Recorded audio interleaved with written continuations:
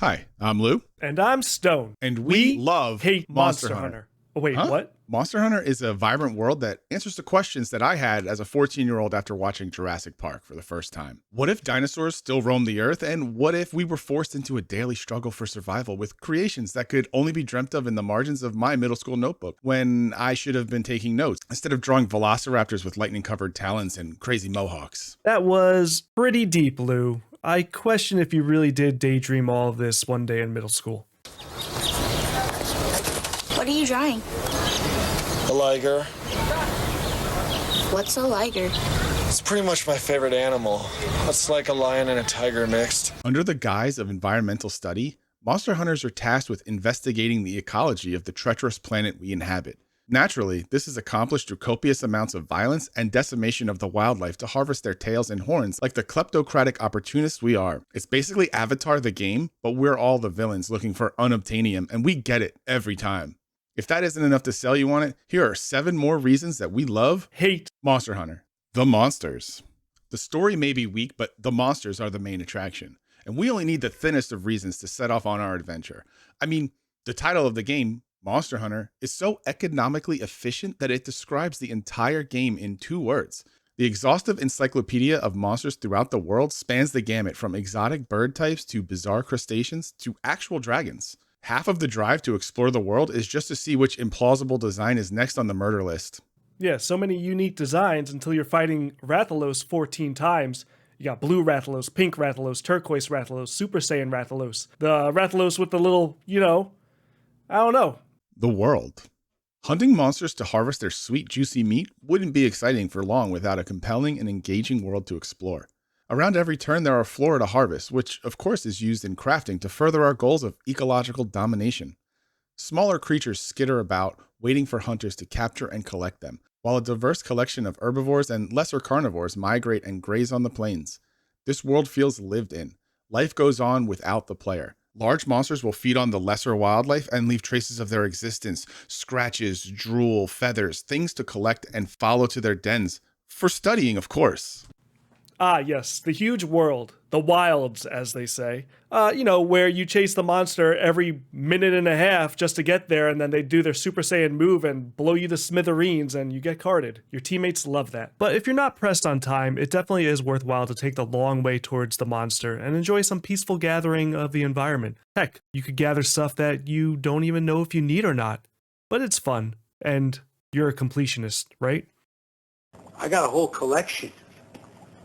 Yeah, it's really amazing what you dig out of the inside of dead people when you cut them open. All kinds of stuff here. Just beautiful harmonica. Don't put that in your mouth. Combat is basically the second word in the title. Each of the 14 different weapon types is somehow familiar, yet wildly different from the usual archetypes. The weapon diversity encapsulates perfection so succinctly that only 3 weapons have ever been added to the roster and were removed in subsequent entries in the series. Each weapon system is deep enough to require mastery while being approachable enough for new players. The combat feels weighty and purposeful. It's a familiar system of stamina management and boss pattern memorization, but with its own sense of gratifying tension that makes hunting the same monster somehow satisfying time after time. Exactly, Lou. Everyone loves being out of stamina and getting knocked down and can't do anything about it. Can't dodge, can't run. Just, cart. It's just that life is pointless and nothing matters, and I'm always tired. Also, I can't sleep. I'm overeating. None of my old hobbies interest me. Customization. Beyond the robust character creator exists a deep customizable experience with endless options to tweak to your exact playstyle and preference. Options you would beg for in some of the lesser games on a subreddit page like auto crafting or radial menu customization, and custom emotes to write your own safe and definitely not explicit messages so you never have to use your own voice to interact with humans ever again. By game experience, Lou, you mean like trying to figure out how to play with your friends online through this convoluted system? Yeah, it's a bit much. You had to bring up those custom emotes. While they are an awesome feature, I'm curious if this will bring a report player button in the future when we see what players decide to make. During the beta, I saw more than a few horrible emotes, so I really hope that they don't take away the feature just because of a couple of bad hunters. You see, this is why we can't have nice things, Barry. The lore. Monster Hunter has over 20 years of history to call upon. Now, this isn't a series known for its painstakingly well-crafted storylines. You hunt monsters. Oh my god. But with 20 years of terrifyingly bizarre creations ripped straight from the crossbred offspring of Japanese folklore and Studio Ghibli, there's no lack of lore to discover and returning monsters to squeeze the juice from the nostalgia synapses in our brain bags. I actually agree with you on this one, Lou. I do like seeing old monsters from previous series and seeing how they redesigned them and made them godly difficult. The weapon design. The other half of the sauce is the pursuit of the next big murder stick. Your weapon starts off as a mundane piece of metal or bone, but the endless journey for fashion and larger numbers, because bigger number make brain feel good, is just as exciting as seeing the next colossal creation. Each weapon you create is themed after the monster it's made from, and part of my enjoyment comes from imagining what parts of this monster I'll glue onto my weapon. Yes, weapon designs.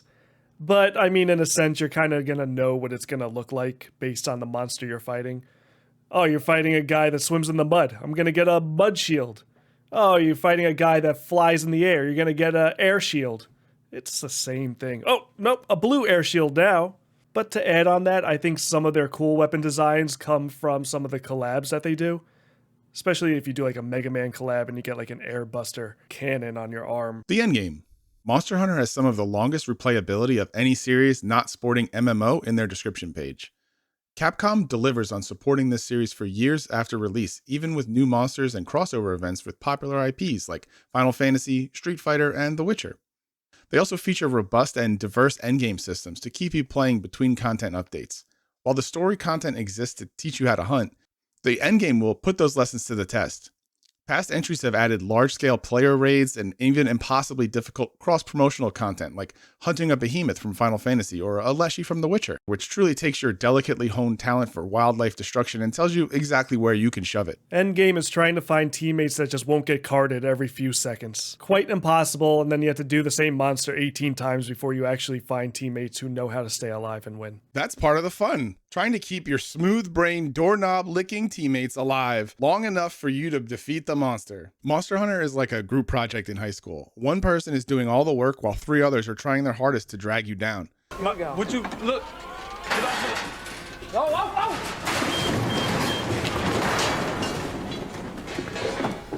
We'll get somebody to clean that up.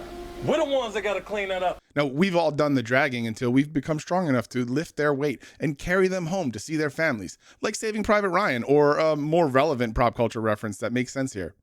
If you made it this far, we really appreciate you staying and enjoying the video. We're going to love this game, and we're going to complain about it at the same time. Thanks for watching, like and subscribe, and do your math homework. See ya!